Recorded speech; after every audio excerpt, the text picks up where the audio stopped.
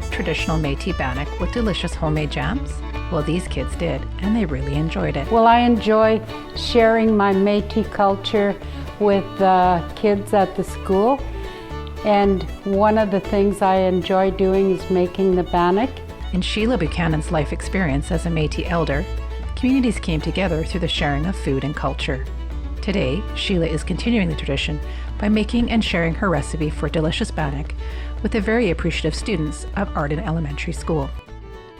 First of all, bannock was introduced to the Métis people by the Scottish people, because the Métis people didn't have access to flour. So when the Scottish people came, they brought with them flour and they showed them how to make bannock, but they called their scones or scones. You can bake bannock, you can put it in a fry pan and cook it outside. You can put it on a stick. My grandma used to add fish eggs to it, and it was not my favorite.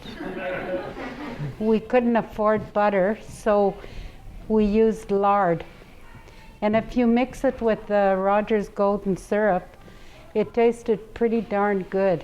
So I'll show you how to make the bannock. This will be a small batch. First of all, when I make bannock, I never measure. But because I'm showing you how to do it, I will measure today. I usually just throw everything in because I've made it so many times. So about this much baking powder, it's close to a tablespoon, for 2 cups of flour. Salt, about a half teaspoon of salt. And this recipe is online. I've also got it in a book. I've got a little booklet that the school published, and I've got a recipe in there.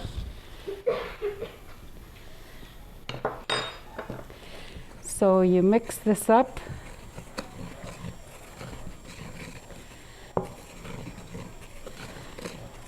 So a lot of people make bannock with just flour, baking powder, salt.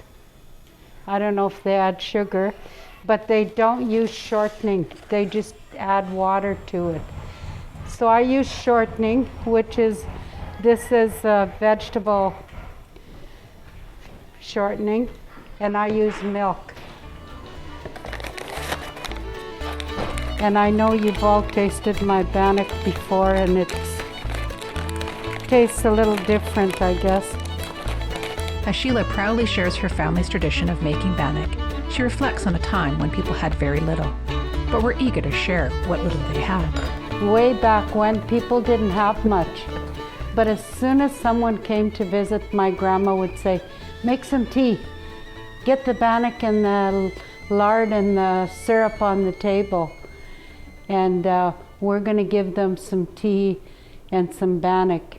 And that happened every time a person came to visit. We shared what we had even though we didn't have much. And that's how communities came together. Anywhere you went to visit, somebody always offered you tea and bannock. So it was the main staple in the household. So you got to blend this in really good so it's not chunky. And this is the shortening. Yeah, if it's chunky, it's not very good. It's got to be blended in really well. Yeah, you got to use your hands to get rid of the chunks. Make sure your hands are nice and clean. And then I make a well, and I pour the milk in. Now for the milk, you just have to add enough to blend in the dough. And I usually start in the middle and I go around, and I make a nice firm dough like bread. And you don't want your bannock to be sticky and gooey when you cook it. You want to make a nice dough.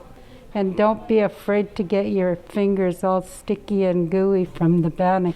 So I could take this bannock and I could make a big round one and pop it in the oven and make a big bannock, a baked bannock. Now if COVID wasn't here, I would give each of you a little piece of your own bannock and you could make your own. And then I would fry it for you. But because of COVID, we can't do that. So when you're frying the bannock, make sure you use a lot of oil because you're deep frying it. If you just put it in a fry pan with a little bit of oil, it's not going to turn out like mine. I can't let you go near it though because I don't want you to burn. So you'll see my bannock has different shapes, and it's because of the way I cut it. But it doesn't interfere with the taste. So, and I use a pizza cutter. Yes? You have a question? Can you make like different shapes of them? Sure you can. This one's gonna have different shapes. And you'll see that I slit this in the middle, and the reason I do that is because if you don't make the slits and you put it in like this, it's gonna puff up like that and it won't cook in the middle. So you gotta let the air go through.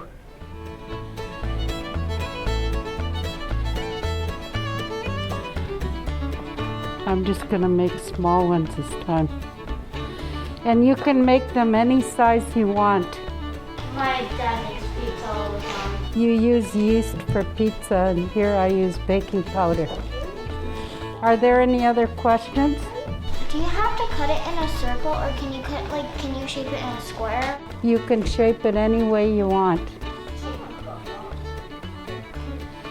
And then I'm gonna put it in the deep fryer. And everybody can have a piece of bannock because I've already got some made with my homemade jam.